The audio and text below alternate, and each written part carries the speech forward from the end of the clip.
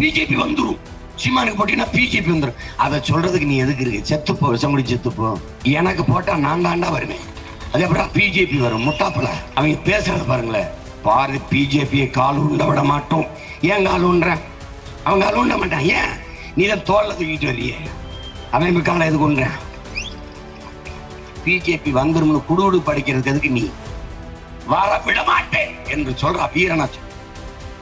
அப்படி சொல்ல முடியலையே ஒன்னால. வாக்களியுங்கள் மைக் சின்னத்தில், வருங்கால தலைமுறைக்கு வாழ்வழியுங்கள். மோடி தமிழிலே பேசுவதெல்லாம் நம்மை கொல்வதற்கு. கோழிக்கு இற போடும் போது எப்படி போடுற? பக் பக் பக் பக் பக் பக்னு கத்துற. அது பைத்தியக்கார கோழி நம்ம பாசையில பேசுறானே, நம்மால நினைச்சு வந்துருது, நம்ம மொழியில பேசுறாரு. அடுத்த 10 நிமிஷம் சட்டியில வேகுது. இந்த எம் சாண்டை பத்தி தம்பி அண்ணாமலைட்டு ஒருத்தர் கேள. இந்த மலையை நொறுக்கி மணலாக்குறாங்களே, அதை பத்தி what is your opinion? Water பத்தி ஒரு ஒப்பீனியன் கேளு. காலுக்கு தண்ணி தர மாட்டேங்கிறானே கன்னட. அதுல உங்க கருத்து என்ன? இந்த காங்கிரஸ்காரங்க இல்ல ஸ்டாலின் இந்தியாவை காப்பாற்ற ஓடி வாருங்கள். முதல்ல இங்க வாங்க, எங்களை காப்பாத்துங்க. நீங்க வாங்க. நீங்க இங்க இருக்கிற முதல்வர் தீவிரவாதிகளைப் போல விவசாயிகளை நடத்துகிறார் என்று குற்றஞ்சாட்டுறார். ஆனால் நாங்கள் சிப்காட் தொழிற்சாலைக்கு எங்கள் விளைநிலங்களை பறிக்காதீர்கள் என்று திருவண்ணாமலைக்கு பக்கத்துல போராடுகிற போது 7 பேர் 7 விவசாயிகள் மேல குண்டா சட்டத்துல உள்ளதுக்கு போட்ட பெருமகன் நம்மால் தான், நம்ம ஐயா ஸ்டாலின் தான். நீண்ட நெடிய காலமாக இங்கே அதிகாரங்கள் பெரும் முதலாளிகளின் வளர்ச்சிக்காக, அவர்களுடைய வருவாய் பெருக்கத்திற்காக, அவர்களுடைய வசதியான வாழ்க்கைக்காக கட்டமைக்கப்படுகிறதை ஒழிய உழைக்கும் அடித்தட்டு மக்களினுடைய உணர்வு, உரிமை இது எதுவுமே மதிக்கப்படுவதில்லை. அவருடைய உயிரை பற்றியும் இந்த அதிகாரங்கள் கவலைப்படுவதும் இல்லை. குறிப்பாக உழைக்கும் வேளாண் பெருங்குடி மக்கள், உழுது விதைச்சு அறுத்து உலகத்திற்கு உணவு படைக்கிற உழவர்குடி மக்கள் இந்த நாட்டில் எந்த நிலையில் இருக்கிறார்கள்? அவர்கள் கேட்கும்போது ஏழை விவசாயிகள், ஏழை எளிய விவசாய மக்கள் என்று சொல்கிறார்கள். விவசாயி ஏன் ஏழையா இருக்க? டெல்லியில இன்னைக்கு வரைக்கும் போராட்டம் நடந்துகிட்டு இருக்கு. அதை என்னன்னு கேட்காம பிரதமர் மோடி அவர்கள் இங்க இருந்து ஓட்டு கேட்டுக்கிட்டு இருக்கு. அப்படி ஏன் அவன் தலைநகர்ல போராடிட்டு இருக்கான்? நாங்கள் விளைய வைக்கிற பொருளுக்கு ஒரு நியாயமான விலையை உறுதி செய்ய, ஒரு விலையை உறுதி செய் என்பதுதான் அவனுடைய கோரிக்கை. 2014 அவர் ஆட்சிக்கு வரும்போது இந்த போராட்டம் தொடங்குச்சு. அப்ப நாங்க அவங்க கோரிக்கை வச்சு போராடும் போது நான் இதை நிறைவேற்றுவேன்னாரு. 10 ஆண்டு முடிஞ்சிருச்சு. 10ஆவது ஆண்டு நிறைவில் மறுபடியும் அந்த கோரிக்கை வச்சு போராடும் போது துப்பாக்கி நடத்து கொன்னுட்டார் விவசாயி. இது எப்படி இருக்குது பாருங்க. இங்க இருக்கிற முதல்வர் தீவிரவாதிகளைப் போல விவசாயிகளை நடத்துகிறார் என்று குற்றஞ்சாட்டுறார். ஆனால் நாங்கள் சிப்காட் தொழிற்சாலைக்கு எங்கள் விளைநிலங்களை பறிக்காதீர்கள் என்று திருவண்ணாமலைக்கு பக்கத்துல போராடுகிற போது 7 பேர் 7 விவசாயிகள் மேல குண்டா சட்டத்துல உள்ளதுக்கு போட்ட பெருமகன் நம்மால் தான், நம்ம ஐயா ஸ்டாலின் தான். அவன் தீவிரவாதி மாதிரி நடத்துறாரு என்றாரு, இவர் எப்படி நடத்துறாரு? இவர் குண்டாசுங்க. 2 ஒண்ணுதான். விவசாயிகள் இங்கு மதிக்கப்படுவதில்லை, மிதிக்கப்படுகிறார்கள். உலகத்தில் வேளாண்மையை இந்த அளவுக்கு போற்றிய ஒரு இனம் உலகில் கிடையாது. உலகிற்கு அறிவியல், தொழில்நுட்பம், வேளாண்மை எல்லாவற்றையும் கற்றுக் கொடுத்த ஒரு பேரினத்தின் மக்கள் நாம் என்பதை என் அன்பு மக்கள், என் அருமை தம்பிதங்கள் மறந்துவிடக்கூடாது. விவசாயி கடனை தள்ளுபடி செய்கிறோம் என்று ஒரு அரசு சொல்லுதுன்னா எவ்வளவு பொறுப்பற்ற அரசு, எப்படிப்பட்ட கேடுகட்ட அரசு! விவசாயி ஏண்டா கடனாளியானா? அந்த கேள்வி எழணுமா இல்லையா? ஒரு நாட்டில் வேளாண் குடிமகன் கடனாளி ஆயிட்டானா நாடு இல்லது, சுடுகாடுன்னு அர்த்தம். ஒரு நாட்டில் வேளாண் குடிமகன் வாழ்கிறான், வளர்கிறான் என்றால் அந்த நாடு வாழ்கிறது, வளர்கிறது என்று. பசியற்ற நாடாக, வறுமை பிணியற்ற நாடாக அது வளர்ந்து வருதுன்னு அர்த்தம். ஒரு நாட்டில் வேளாண் குடிமகன் வறுமையில் வாடுகிறான், வாழ முடியாது சாகிறான், கடனிலேயே தவிக்கிறான் என்றால் அந்த நாடு சுடுகாடு என்று. இந்த அரசு துறை சார்ந்தவர்கள், அமைச்சர்கள், சட்டமன்ற உறுப்பினர்கள், எம்பிக்கள், முதலமைச்சர், இவர்கள்லாம் காய்ச்சல் வந்தா இல்ல உடம்பு முடியலன்னா ஏன் அரசு மருத்துவமனையில் போய் வைத்தியம் பார்க்கறது இல்லை? ஏன்னா தரம் இல்லை. அரசை நடத்துறது யாரு? அவர்கள் தான். ஏன் தரமில்லாத நடத்துறாங்க? தரங்கட்டவர்கள்ட்டே 60 ஆண்டுகளா நீங்க ஆட்சியை கொடுத்ததுனால இது தரங்கட்டு போயிட்டுது. புரட்சி என்பது ஒரு தலைகீழ் மாற்றம். மேலே இருப்பது கீழே வரும், கீழே இருப்பது மேலே செல்லும். முச்சந்தில நின்று நானும் என் தங்கையும் என்று கத்திக்கொண்டு இருக்கிறோம். அதிகாரத்தில் இருக்கிறவர்கள் கொக்கரிப்பார்கள். ஒரு நாள் நாங்கள் அதிகாரத்துக்கு வருவோம், அவர்கள் இது மாதிரி வீதியில் நின்று கத்திக்கொண்டு இருக்கிற காலம் உருவாகும். போக்குவரத்து தொழிலாளர்கள் ஏன் போறாங்க? ஏன் போறாங்க? அவர்களுடைய பிடித்த பணம், அவர்களுடைய நிலுவைத் தொகை 7500 கோடி எங்கன்னு எழுங்க. இந்த 2 கட்சி தானே, திமுக அதிமுக தானே, எங்க இது? எவன் தின்னு ஏப்ப விட்டது? அவங்க ஆசை எடுத்து 7500 கோடி எங்க போச்சுன்னு தெரியல. என்னோட பிடித்த பணத்தை, என் சம்பளத்தில் நீங்கள் பிடித்து வைத்த நிலுவைத் தொகையை தாங்கள் என்று கேட்கிறார்கள்.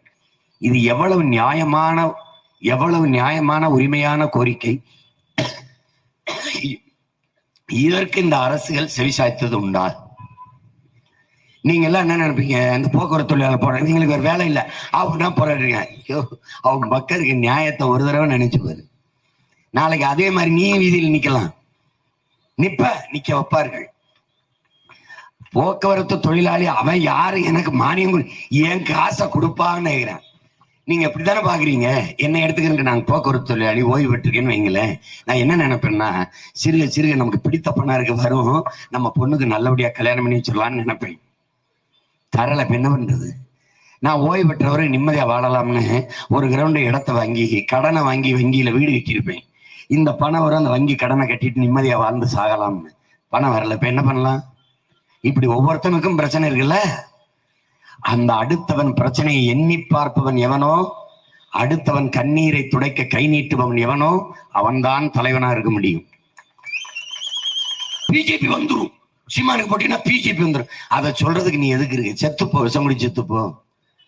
எனக்கு போட்டா நான் தாண்டா வருவேன், அது அப்புறம் பிஜேபி வரும். முட்டாப்பல என் வீட்டுல சுவிட்சா போட்டா உன் வீட்டுல அப்புறம் லைட் எரியும். பைத்துக்கார, எனக்கு போட்டா நான் தாண்டா ஜெயிப்பேன். இந்த திமுக ஒரு கோஷ்டி, சீமானுக்கு போட்டாதீங்க பிஜேபி வந்துடும், சீமானுக்கு போட்டாதீங்க பிஜேபி வந்துடும், எங்களுக்கு போட்டா மொத்தமா வந்துடும். இப்ப வந்துருச்சுங்கிறான். வந்துருச்சு. எப்படி? இந்த ஆண்பாவம் படத்துல பெட்டி வருது, பெட்டி வந்துருச்சு, அந்த கதை தான். அவங்க பேசுறது பாருங்களேன். பாரு, பிஜேபியை கால் உண்ட விட மாட்டோம். ஏன் கால் உண்ற? அவங்க கால் உண்ட மாட்டான். ஏன்? நீ தான் தோல்ல தூக்கிட்டு வர்றிய, அவன் காலை எதுக்கு உண்ற? இப்ப வளர்ந்துருச்சுங்கிற. வளர்த்தது யாரு? இவங்க தான். ஒரு ஐயனாரா, ஒரு கற்பனை சாமியா, ஒரு சுடல மாடனா எல்லையில நின்று என்னைய தாண்டி தாண்டா ஊருக்கு ஆபத்து, என்னைய தாண்டி தாண்டா எவனு வரணும். அது இந்திய கட்சி காங்கிரஸோ அல்லது பாரதிய ஜனதாவோ எவனா இருந்தாலும் என்னை தாண்டி தான் நுழையணும் என்று வீர மகனா நின்று சொல்றதுக்கு இந்த கட்சிகளால முடியுதா? பிஜேபி வந்துரும்னு குடுகுடு படிக்கிறதுக்கு நீ வர விட மாட்டேன் என்று சொல்றா வீரனா சொல். அப்படி சொல்ல முடியலையே ஒன்னால. நீ என்ன நினைக்கிற? கூட்டமா இருந்தா தான் ஓட்டு போடணும்னு முடிவெடுக்கிற. அதனால அவன் என்ன செய்யறான்? 200-300 ரூபாய் கொடுத்து குவார்டர் பிரியாணியை கொடுத்து ஆட்களை கூட்டி கொண்டாந்து வச்சிடறான். தலைவர் பேசும்போது அவன் போயிடறான். அவனுக்கு நேரம் வந்து கொடுத்த காசுக்கு ரொம்ப நேரம் இருந்துட்டோம்னு போயிடறான். நீ எல்லா தலைவரும் பேசும்போது பாரு, நாற்காலி வெறிச்சு கிடக்கு. நாற்காலியை பார்த்து நாங்கள் என்ன சொல்கிறோம் என்றால், இந்த நாற்காலியை பார்த்து பேசி பாரு இருக்காளேன்பார். ஐயா கருணாநிதிக்கு 100ஆண்டு விழா. ஐயா ரஜினிகாந்த், எங்க அண்ணன் கமலஹாசன், நயன்தாரா, பல பெரிய பெரிய நடிகர்களாம் வந்து உட்கார்ந்தாங்க. 50,000 நாற்காலி பங்கேற்று விழாவை சிறப்பிச்சிச்சு. 50,000 வெறும் நாற்காலி. மோடி நேத்து ஐயா வேலூர்ல போய், நாட்டின் பிரதம அமைச்சர் 10 ஆண்டு ஆழ்ந்தவர், அவரை பார்க்கணும்னு கூட மக்கள் விரும்பல. வெறும் ரோட்டுக்கு கை காட்டிட்டு போயிருக்கு. அப்படி இவங்க மாதிரி ஏமாத்துறது இல்ல. ஓட்டுக்கு காசு கொடுப்பவன் உண்மையா இருப்பான்னு நீ நம்பிட்டீனா உன்னை நான் என்ன செய்யறது சார்? ஓட்டுக்கு காசு கொடுக்கிறவன் உன்னை ஏமாத்துகிறான். மண்புழுவை தூண்டிலில் மாட்டி போடுகிறவன் உன்னை பிடிப்பதற்கு. மோடி தமிழிலே பேசுவதெல்லாம் நம்மை கொல்வதற்கு. கோழிக்கு இற போடும் போது எப்படி போடுற? பக் பக் பக் பக் பக் பக்னு கத்துற. அது பைத்தியக்கார கோழி நம்ம பாசையில பேசுறானே, நம்மால நினைச்சு வந்துருது, நம்ம மொழியில பேசுறாரு. அடுத்த 10வது நிமிஷம் சட்டியில வேகுது. இப்படித்தான் நீ நம்பிராத. நீ எனக்கு என் தங்கச்சி கனிமொழிக்கும் போடுன்னு சொல்ல, இவங்களுக்கு போற்றாத. 50-60 வருஷமா போட்டு நீ பெத்த பிள்ளைகளை ரோட்ல போட்டதுதான் மிச்சம். இதுதான் மிச்சம். இங்க பாரு, இந்த மூஞ்சிய பாரு, தீஞ்சு போச்சு. அரைக்கை முழுக்கை ஏம்படுவேன், கையெல்லாம் கருத்து வெந்து போச்சு. எதுக்கு? உன் மேல இருக்கிற காதல், பேரன்பு, உன்னை விட்டுட்டு போக முடியல. நீ எனக்கு என்ன கொடுத்த? இந்த 15 வருஷத்துல என்ன கொடுத்துருக்க? கவுன்சிலரு, ஒரு எம்எல்ஏ, ஒரு எம்பி, ஒரு இடமும் கொடுக்கல. ஆனா இது எல்லாம் கொடுக்குறேன்னு என்னை கூப்பிட்டான். எப்படி கூப்பிட்டான்? 15 சீட்டு, 26 நீ தான் முதலமைச்சர், 1000 கோடி உங்களுக்கு தனியா, ஃபேமிலிக்கு, கட்சிக்கு, பார்ட்டி ஃபண்டு, தெருக்கோடியில விட நான் நின்னுக்கிறேன், உங்களோட நான் வரமாட்டேன். என் இன முன்னோர்கள் மாப்போசி, சீபாதித்தனார், எங்க ஐயா மருத்துவர் ராமதாஸ், எங்க அண்ணன் திருமாவளவன், எங்க அண்ணன் வைகோ, ஐயா விஜயகாந்த், இவங்கெல்லாம் அவங்க முன்னத்தியர்கள் வந்து வந்து இந்த திராவிட திருட்டு கூட்டத்துல கரைந்தது போல எங்க அண்ணன் சீமான் கரையல. தனிச்சு நின்று கடைசி வரை தோற்றாலும் தோற்றாலும் தோற்றாலும் உறுதியாக நின்று போராடி செத்தான் என்ற வரலாற்று பதிவு வரும்.